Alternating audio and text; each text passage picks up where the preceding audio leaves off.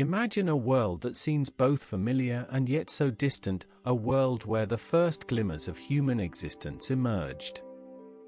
It was a time when the earth was a wild and untamed place, and water, that precious and life-sustaining element, played a crucial role in the lives of our prehistoric ancestors. In the earliest days of human evolution, our ancestors were nomadic, constantly on the move in search of food, shelter, and most importantly, water. The landscape was a vast expanse of forests, grasslands, and deserts, and water sources were often few and far between. In the dense forests, small streams meandered through the underbrush, their waters clear and cold. These streams were not only a source of drinking water but also provided a habitat for fish and other aquatic creatures that could serve as a food source. The early humans had a deep understanding of the natural world around them, and they learned to read the signs that indicated the presence of water. They would observe the behavior of animals, for where there were animals, there was likely to be water. For example, they would notice the flight patterns of birds. If birds were seen flying in a particular direction, it could mean that there was a waterhole or a stream nearby. The tracks of animals in the mud or the presence of certain plants that thrived near water were also clues that our ancestors used to find water. In the harsh deserts, the search for water was even more challenging. The sun beat down with unrelenting force, and the sand seemed to stretch on forever. But the early humans were resourceful. They would follow the trails of desert animals, such as camels, which had an amazing ability to store water in their humps. These animals knew the location of hidden oases, and by following them, our ancestors could quench their thirst. The oases in the desert were like islands of life in a sea of sand. They were not only places to drink but also served as gathering spots for different groups of early humans. At these oases, people would come together, share stories, and exchange knowledge about the surrounding area. It was a time of social interaction and cooperation, as they realized that working together could increase their chances of survival in the harsh desert environment. In the Ice Age, when much of the Earth was covered in glacier, water was in a different form. The glacier held vast amounts of water, but accessing it was not easy. However, in the areas where the glacier receded, small meltwater streams would form. These streams were essential for the survival of the early humans who lived in those regions. They would use the water from these streams for drinking, cooking, and even for making simple tools. The cold water from the glacier was also used to preserve food, as it could keep meat and other perishable items fresh for longer periods. The early humans had a spiritual connection to water as well. In some cultures, water was seen as a sacred element. They believed that water had magical properties and could bring good luck, health, and fertility. There were rituals and ceremonies associated with water. For example, in some tribes, they would perform a ritual before drinking water from a new source. They would sprinkle a little water on the ground as an offering to the spirits of the land, asking for permission and protection. The relationship between early humans and water was also reflected in their art. Cave paintings from prehistoric times often depict scenes related to water. There are images of animals drinking from water holes, of people fishing in rivers, and of waterfalls.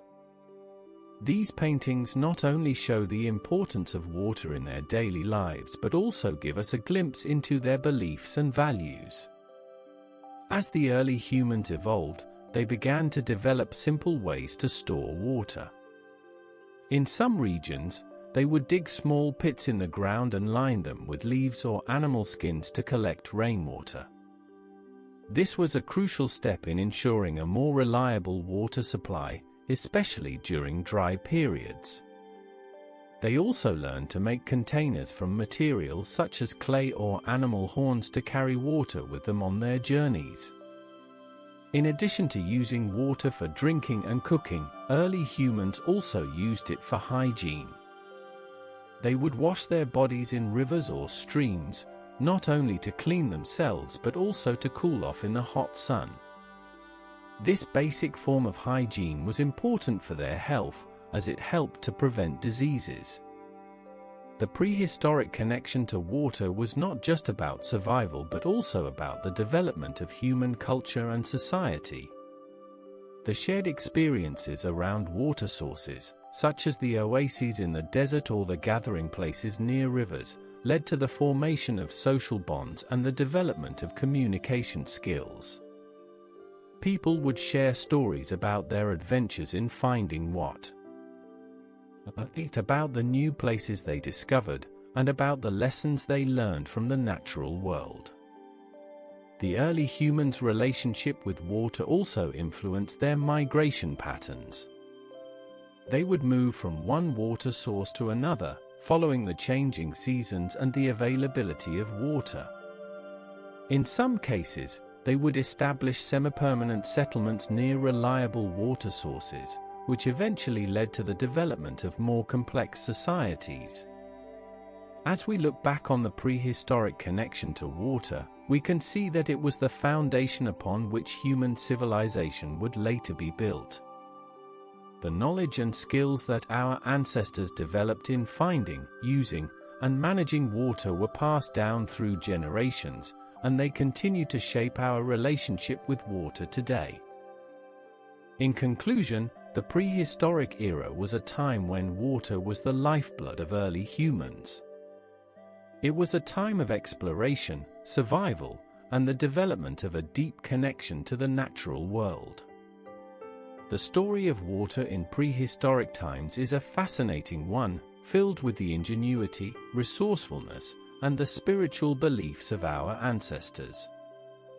And as we continue to study and understand this period, we gain a greater appreciation for the importance of water in the long history of humanity. In the heart of the Fertile Crescent, between the Tigris and Euphrates rivers, lay the ancient land of Mesopotamia.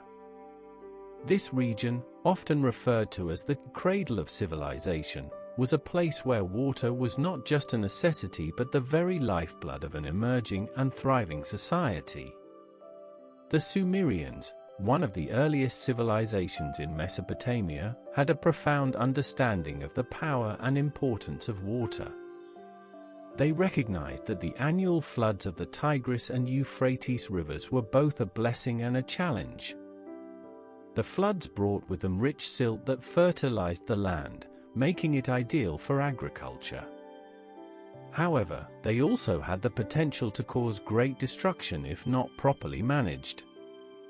To harness the power of the rivers, the Sumerians developed an intricate system of irrigation.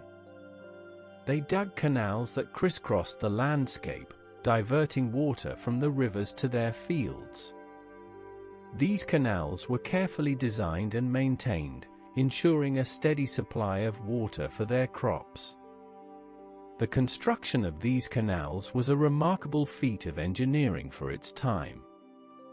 Workers would use simple tools like shovels and baskets to dig the channels, and they would often work in teams to complete the massive projects. The city-states of Sumer, such as Ur, Uruk, and Lagash, owed much of their prosperity to their successful water management. In Ur, for example, the city was built near the Euphrates River, and a complex network of canals and ditches surrounded it. The Sumerians grew a variety of crops, including wheat, barley, dates, and vegetables. The surplus of food produced thanks to the efficient irrigation system allowed the population to grow and specialize in other activities such as trade, craftsmanship, and governance. Water also played a crucial role in the Sumerians' religious and cultural beliefs. They believed that the rivers were gifts from the gods, and they built elaborate temples along the riverbanks to honor the deities associated with water. The most important of these gods was Enki, the god of water, wisdom, and creation. Enki was often depicted as having control over the waters of the earth, and the Sumerians would perform rituals and sacrifices to him to ensure a bountiful supply of water and a successful harvest. In the temples, there were priests and priestesses who were responsible for conducting the religious ceremonies related to water. They would offer libations of water to the gods, believing that this would please them and bring blessings to the community. The temples also served as centers of learning, where knowledge about water management, astronomy, and mathematics was passed down. The Sumerians' understanding of water went beyond just its practical use for agriculture and religion. They also had a concept of water as a symbol of life and purification. In their literature and art, water was often depicted in a positive light. For example, in their creation myths, water was seen as the primeval element from which all life emerged. The Sumerians' water management practices also had an impact on their social structure. The construction and maintenance of the canals required a large amount of labor, which led to the development of a division of labor within the society. Some people were responsible for digging and repairing the canals, while others were in charge of managing the water distribution. This division of labor contributed to the growth of a more complex social hierarchy. As the Sumerian civilization grew, so did their need for more water. They expanded their canal systems, reaching further into the surrounding areas to bring more land under cultivation. However, this also led to some challenges. There were times when the canals became clogged with sediment, and the Sumerians had to develop methods to clean and maintain them. They also had to deal with disputes over water rights between different city-states and communities. In addition to the canals, the Sumerians also built reservoirs to store water for times of drought or when the rivers were low. These reservoirs were often large, earthen structures that could hold significant amounts of water. They were strategically located to ensure that water could be distributed to the areas that needed it most. The Sumerians' water management techniques were not only practical but also had a lasting influence on future civilizations in the region. The Babylonians, who came after the Sumerians, built on their knowledge and further developed the water management systems. They constructed more elaborate canals and added features such as locks and sluices to control the flow of water more precisely. In conclusion, water in ancient Mesopotamia was the cornerstone of the Sumerian civilization. It shaped their agriculture, their religion, their social structure, and their cultural beliefs. The Sumerians' ability to manage and harness the power of the Tigris and Euphrates rivers was a remarkable achievement that laid the foundation for the development of complex societies in the region.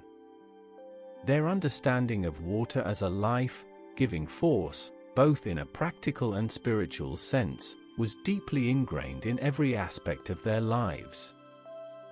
The legacy of the Sumerians' water management extends far beyond their time.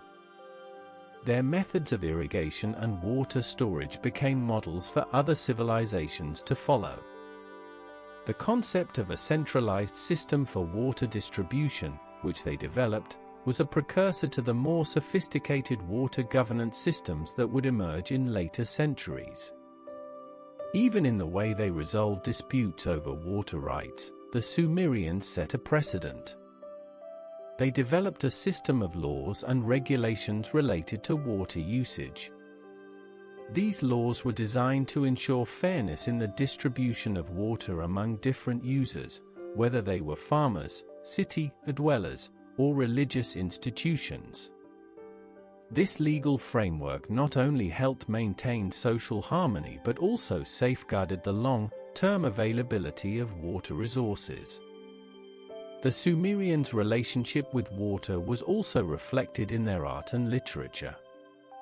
Clay tablets, inscribed with cuneiform script, often contained stories and poems that praised the rivers and the life-giving properties of water. These literary works not only entertained but also educated the people about the importance of water conservation and proper water management. In the bustling marketplaces of Sumerian cities, water was also a commodity. Merchants would trade in goods that were made possible by the abundance of water, such as textiles made from flax that was grown with the help of irrigation. The trade networks that developed were, in part, sustained by the reliable water supply that enabled agricultural surplus and the production of trade-worthy goods.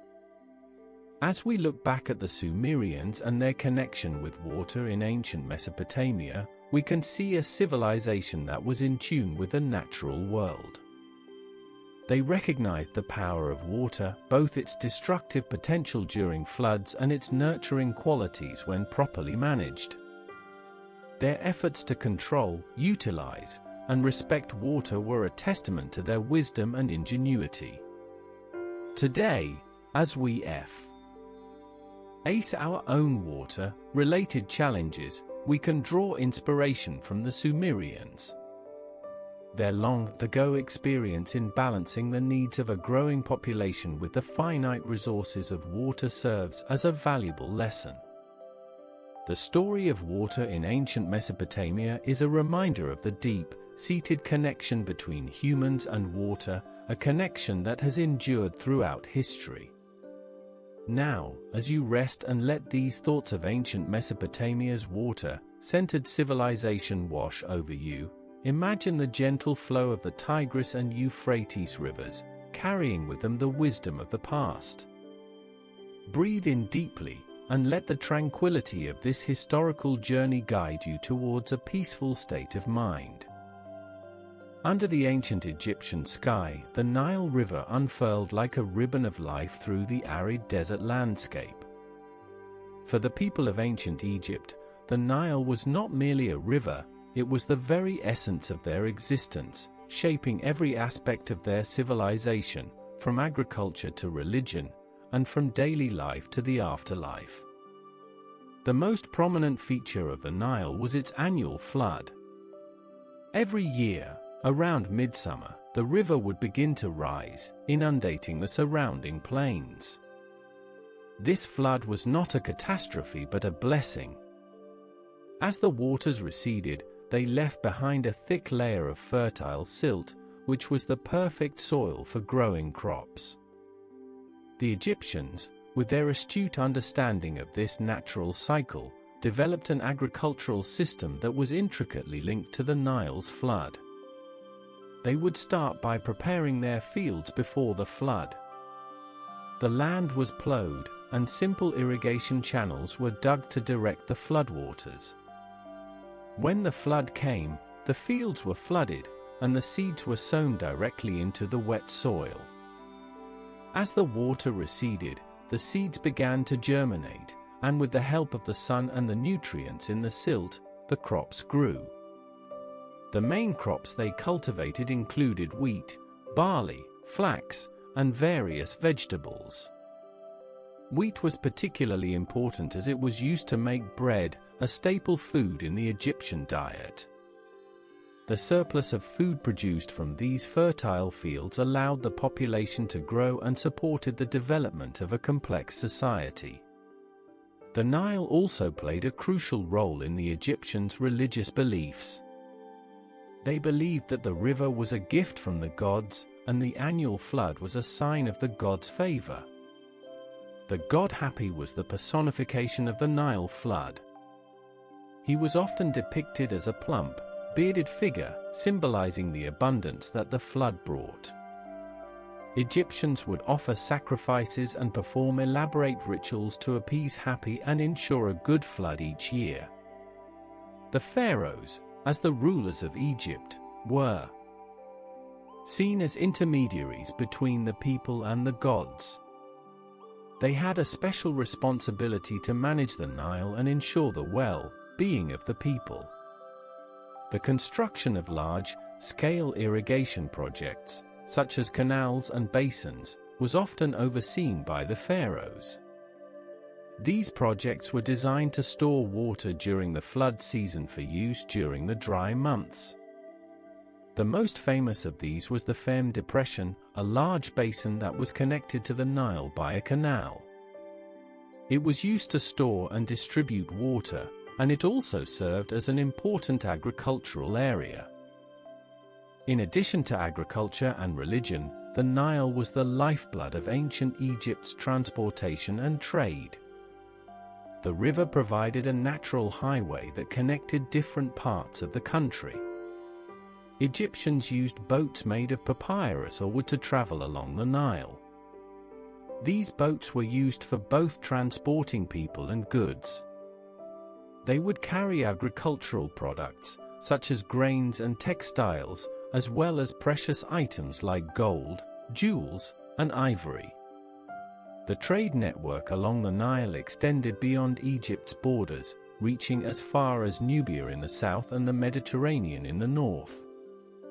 The Nile also influenced the Egyptians' daily life in many other ways. The river was a source of drinking water, and it was used for bathing and washing. Fishing was an important occupation, and the Nile was teeming with a variety of fish, such as catfish and tilapia. The Egyptians used different methods to catch fish, including nets, hooks, and harpoons. The Nile also had an impact on the Egyptians' view of the afterlife. The journey of the sun god Ra across the sky was often compared to a boat journey on the Nile.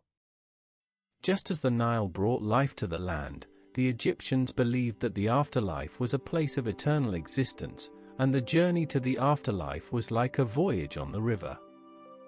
The tombs of the pharaohs and nobles were often built near the Nile, and they were filled with items that were thought to be useful in the afterlife, including boats. As time went on, the Egyptians' understanding of the Nile and their ability to manage it continued to evolve. They developed more sophisticated irrigation techniques, such as the shaduf, a simple water-lifting device. This allowed them to lift water from the Nile to higher-lying fields. In conclusion, the Nile River was the heart and soul of ancient Egypt. It was the source of their prosperity, the foundation of their religious beliefs, and the medium through which they interacted with the world. The Egyptians' harmonious relationship with the Nile was a remarkable example of how a civilization could thrive by working in tandem with nature. Their legacy, deeply intertwined with the Nile, continues to fascinate us today. Imagine a land where the sun-kissed shores meet the vast expanse of the Mediterranean Sea, a land filled with thinkers, artists, and storytellers. Ancient Greece, with its rich intellectual and cultural heritage, had a unique relationship with water, which was deeply intertwined with both philosophy and mythology. The Greek philosophers, with their inquisitive minds, were among the first to contemplate the fundamental nature of the world. Many of them considered water as one of the primary elements that composed the universe. Thales of Miletus, often regarded as the first philosopher in the Western tradition, proposed that water was the fundamental substance from which everything else originated. He observed the importance of water in life-giving processes. In nature, water was everywhere, in the rain that nourished the crops, in the rivers that flowed through the land, and in the seas that surrounded Greece. He believed that since water could take various forms, such as liquid, vapor, and ice, it had the potential to transform into all other substances. Anaximenes, another pre-Socratic philosopher, also had a theory related to water. He posited that air was the primary element, but water played a crucial role in its transformation. According to him, when air condensed, it first became water, and further condensation led to the formation of Earth. Water, in this view, was an intermediate step in the creation and transformation of matter. Empedocles, on the other hand, introduced the concept of the four elements: earth, air, fire, and water. He believed that these four elements were the building blocks of the universe, and their combinations and separations accounted for all the changes and phenomena in the world. Water, in his system, was associated with qualities such as fluidity, coolness, and moistness. It was one of the forces that shaped the natural world and influenced the life of living beings. These philosophical ideas about water were not just abstract concepts but had an impact on how the Greeks understood their place in the world. They encouraged a sense of wonder and exploration, leading to further studies in natural sciences and a deeper appreciation of the natural world. In addition to philosophy, water was a central theme in Greek mythology. The Greeks had a pantheon of gods and goddesses, many of whom were associated with water in some way. Poseidon, the brother of Zeus, was the god of the sea, earthquakes, and horses. He was a powerful and often tempestuous deity, controlling the vast expanse of the oceans. His trident was not only a symbol of his power but also represented his ability to stir the waters, causing storms and calm seas at will. The Greeks believed that Poseidon's mood could affect the safety of sailors and fishermen. Before setting out on a sea voyage, they would offer sacrifices and prayers to Poseidon, hoping for a safe journey. The rivers of Greece also had their own deities. The Achelous River, the largest river in Greece, was personified as a god. Achelous was often depicted as a bearded man with the horns of a bull, symbolizing the power and strength of the river. In myths, he was involved in various contests and adventures. For example, he competed with Heracles for the hand of Deianira. The outcome of this contest was significant, as it demonstrated the power of the hero over the river god, but also highlighted the importance of the river in the Greek imagination. Nymphs were another important part of Greek water-related mythology. These were minor goddesses associated with different bodies of water, such as springs, streams, and lakes. The naiads were nymphs of freshwater sources.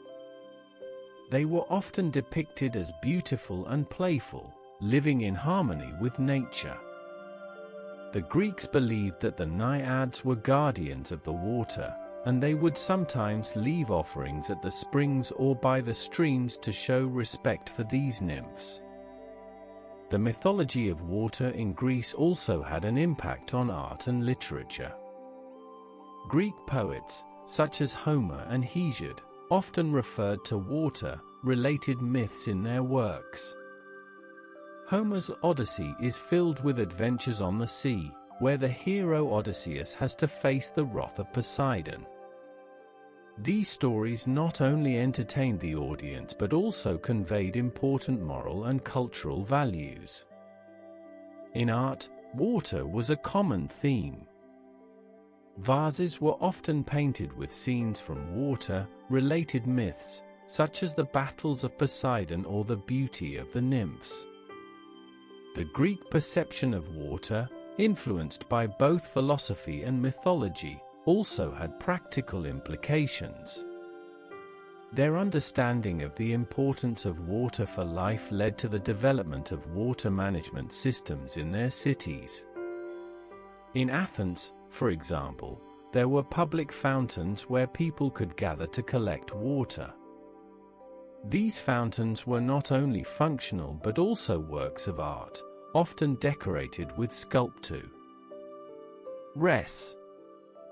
The Greeks also built aqueducts to bring water from distant sources to their cities, ensuring a reliable supply of clean water for drinking, cooking, and other daily needs. In conclusion, water in ancient Greece was much more than a physical substance. It was a source of intellectual inspiration, a central element in religious beliefs, and a theme that permeated every aspect of Greek culture.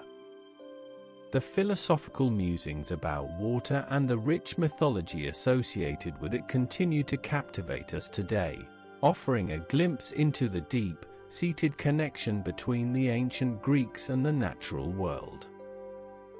In the ancient Roman Empire, the construction of aqueducts was a feat of engineering that not only transformed the urban landscape but also had a profound impact on the daily lives of its people.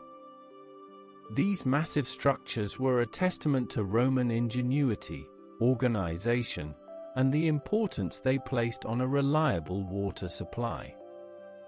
The Roman aqueducts were built to bring fresh water from distant sources, often springs or rivers, to the heart of their bustling cities. The need for a consistent water supply was crucial for various aspects of Roman life. It was used for drinking, of course, but also for public baths, fountains, and for maintaining the hygiene of the cities. The Romans had a strong sense of public health, and a clean water supply was seen as essential for preventing diseases. The construction of an aqueduct was a massive undertaking. It required careful planning, a large workforce, and advanced engineering knowledge. Roman engineers first had to survey the land to find the most suitable route for the aqueduct. They needed to ensure that the water would flow by gravity, as pumping water over long distances was not a practical option at that time. This meant that the aqueduct had to be built with a gentle, continuous slope. To build the aqueducts, the Romans used a variety of materials. Stone was a common choice, especially for the arches and the supporting structures. The stones were carefully cut and fitted together without the use of mortar in many cases, relying on the precision of the cuts and the weight of the stones themselves to hold the structure in place. In some areas, they also used a type of concrete made from volcanic ash, lime, and water. This concrete was strong and durable, allowing the Romans to build large-scale structures that could withstand the test of time. One of the most famous Roman aqueducts is the Pont du Gard, located in southern France. It was part of the Nîmes aqueduct system, which brought water from a spring 50 kilometers away to the city of Nîmes. The Pont du Gard is a remarkable example of Roman engineering. It consists of 3 tiers of arches, standing at a height of nearly 50 meters. The lower tier has 6 large arches, the middle tier has 11, and the upper tier, which actually carries the water channel, has 35 smaller arches. The precision of the construction is astonishing, and even today, the aqueduct stands as a symbol of Roman greatness. The construction of the aqueduct also had a significant impact on Roman society. It provided employment for thousands of people, from the engineers and architects who designed the structures to the laborers who carried out the physical work. The construction process required a high level of organization and cooperation. Teams of workers were responsible for different tasks, such as quarrying the stones, transporting them to the construction site, and building the arches and the water channels. Once the aqueducts were operational, they had a transformative effect on Roman cities. The availability of a large amount of fresh water made it possible to build and maintain the elaborate public bath complexes that were a hallmark of Roman civilization. These baths were not just places for personal hygiene but also centers of social and cultural life. People would gather at the baths to relax, exercise, and socialize. The water for the baths was heated using a system of hypocausts, which were underground channels through which hot air was circulated. The aqueducts also supplied water to the many public fountains in Roman cities. These fountains were not only functional but also works of art. They were often decorated with sculptures and served as gathering places for the people. The water from the fountains was used for drinking and for filling small containers for domestic use. In addition to the urban benefits, the aqueducts also had an impact on agriculture.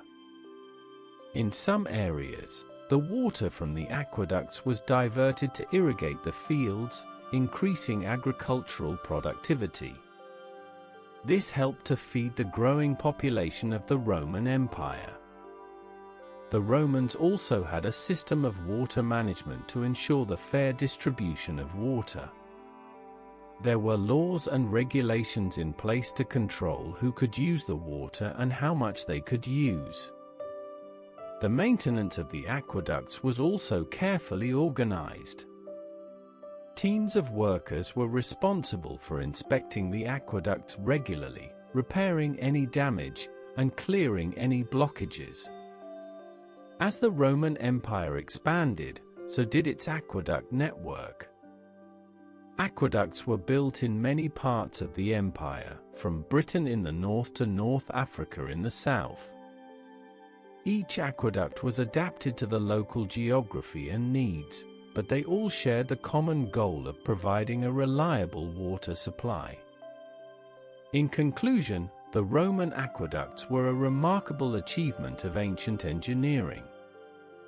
They not only provided a vital resource, water, to the people of the Roman Empire but also had a far-reaching impact on the development of Roman society, culture, and urban life. Their legacy continues to inspire awe and admiration, reminding us of the great capabilities of the ancient Romans.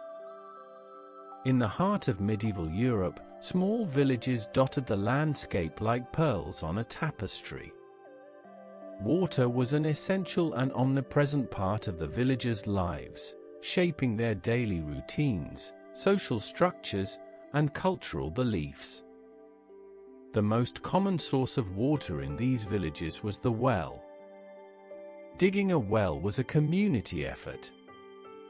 Men, often with the help of some of the stronger boys in the village, would start by choosing a suitable location.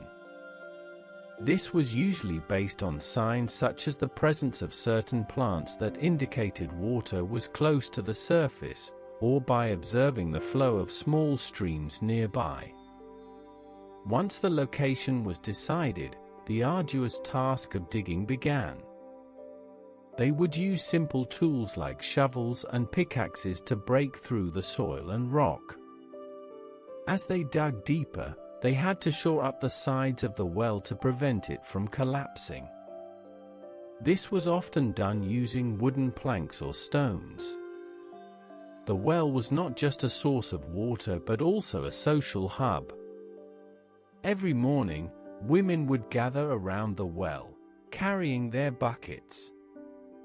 This was a time for them to exchange news, share stories, and discuss the latest village gossip. The well-side conversations were an important part of the social fabric of the village. It was here that friendships were strengthened, and the community bonds grew deeper.